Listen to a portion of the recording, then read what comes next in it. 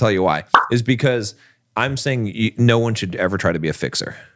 What I'm saying is that your goal, even as a man, even if you're in that situation in the relationship with the woman that's nagging you and all these things, your goal should just be to show her love with no expectation of anything happening in return. Because you will be happier in the relationship just by yourself by doing that. Because then you'll know that you're doing what you're supposed to be doing, right? And it goes both ways. And then, however, if she doesn't respond to that, then you're finding something out about her that should indicate that she either doesn't have a very high desire for you or doesn't care very much about you as a human being, and you should leave the relationship.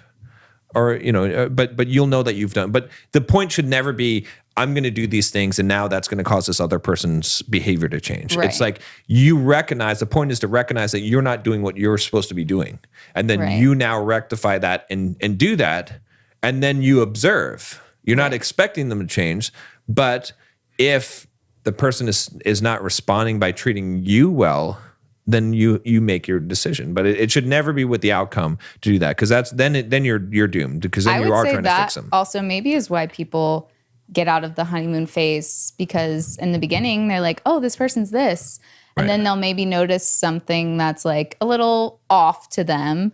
And then they're like, oh, well, they'll like fix it later, and they like are actually falling in love with like the idea of this person or who they can become rather than who they are in this moment. Like if you're in the honeymoon phase and you come across a little tiff or whatever, like you have to look at the person that you're with and be like, if they stayed the exact same, they didn't change anything about them, would I love them to the same amount? Would I love them enough to marry them, to have kids with them? Like those are big questions you need to ask in the beginning. Like, and even, like when the honeymoon phase is starting to wear off, if people want to, still use the honeymoon phase sort of thing, because that will kind of show you if this is somebody that you really want to be with. Like I remember when I was in a relationship and I like had to look at the person and I was like, if I had a kid with this person and that kid turned out just like that person,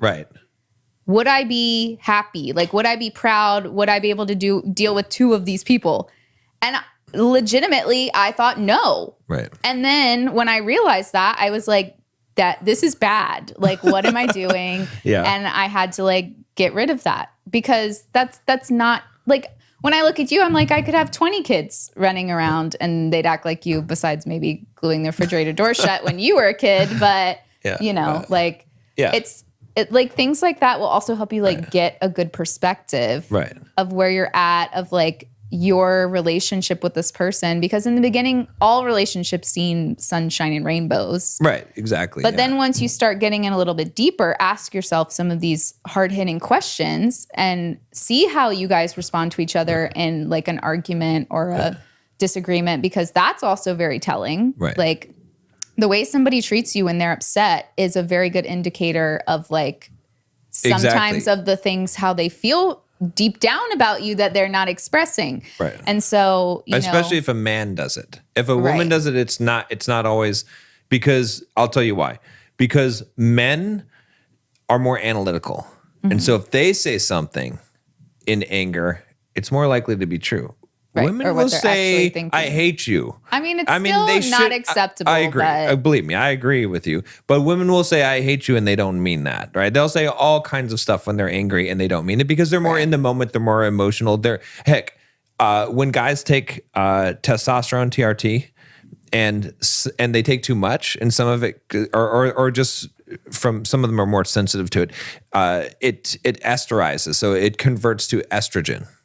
And when guys have this happen, they get, one of the symptoms is they get super emotional. They start crying. They start like, it's like when they get a little bit of extra estrogen in their bloodstream, they start to feel emotions at a much magnified level, like women do, right? And so, so that's why there is a little bit of a. I feel like it's easier to turn women's anger around than it is for a man. Like normally, like a guy with anger issues, like that is something that only he can heal himself from. Like, I'm not saying that guys with anger issues, like, they'll always be angry, right? Because they can work on it. But it's like, as a woman, you can't fix that. Like, as a woman, you can't heal a guy's anger issues.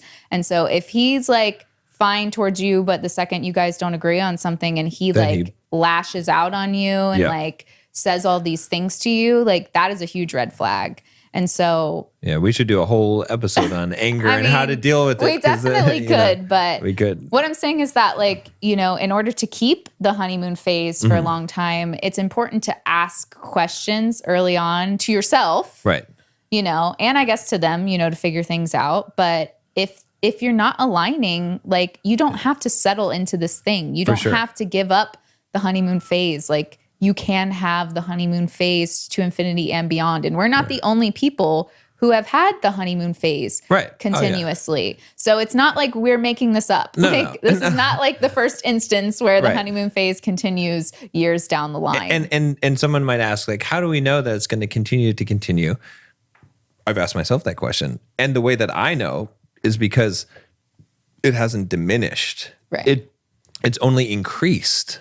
Right. I want to spend more time with you. Like, we get along better. We don't. Yeah. So that tells you that it doesn't mean that it couldn't degrade by the ways that I was talking about. But I'll say also, as a man too, again, the leadership thing of setting the frame for the relationship is very important. So if you're already in the situation, I've talked about what to do. By the way, there's a really good book called Masculine in a Relationship by G.S. Youngblood that I think every man should read, as well as David Deada's book, The Way the Superior Man, also a good book. Those are the two books, essential books for every man in a relationship. Should read those two books for sure. But I think also, if you're in that situation, we talked about that, but even beginning in the relationship, a man should set some really clear boundaries in that relationship, besides the ones we talked about in the other episode, but in the sense that if a woman starts yelling and raising, they get into it, you're going to get into an argument or some kind of discussion or disagreement. Let's say disagreement. It doesn't have to become an argument, but when you get into a disagreement, because doesn't matter how perfect your relationship is, you will. Right. A man needs to be, well, he certainly should not be the one perpetrating it, but if a woman starts yelling at him, he needs to set a very clear boundary women there should at that as well too. But I would say that even like, I'm just saying that the man should, the man should be hopefully leading the relationship in that direction and have enough respect for himself and be like, hey, I'm not, you don't raise your voice at me. That's not, I'm not going to be here if you're going to raise my, and then he has to walk when that happens. It doesn't mean end the relationship right at that point, but he has to demonstrate that this is a boundary that will not be crossed, especially name calling, because guys get to a point where, and believe me, I'm saying this from a guy's perspective because I hear the stories because I coach guys where I can't believe the amount of names that a woman is calling this guy or disrespecting him, right? And I've even been there myself to a degree, and he doesn't walk. And the reason, how did it even get to the point where a woman punches you? Right? Like, how did it get to that point? It got to the point from when she first raised her voice at you, you did nothing. You continued to argue, or maybe you raised your voice back instead of having enough respect to say, look, like in a nice, loving way, hey, I don't appreciate someone raising their voice at me. Yeah. And I'm not going to be in a discussion where I'm being yelled at. I mean, that's a whole nother and then you exit. Can of worms. Well, it is, but you exit that. I know what you mean. Yeah, having boundaries. And because it's a gradual slip. Because first she yells at you, and then, and then she calls you names, and then she throws things at you, and then she, it's like, it's a gradual levels of disrespect. Right.